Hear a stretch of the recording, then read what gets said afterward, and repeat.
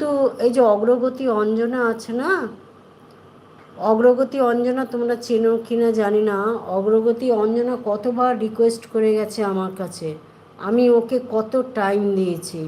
এখন দেখেছো আর্নিং হয়ে গেছে, এখন সবাই মানে সবাইকে একেবারে ত্যাগ করে দিয়েছে।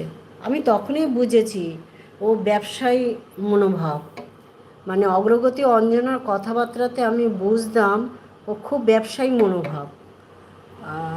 ব্যবসায়ী মনোভাব কীরকম, যাকে বলে আমি আমারটা পেয়ে গেলে ব্যাস, এবার আমি এমন লোকদের চুজ করব, হ্যাঁ, যাদের লাখ লাখ মানে লাখ লাখ ভিউয়ার্স আছে, তাদের সাথে এখন আমি সেটেল হয়ে যাব।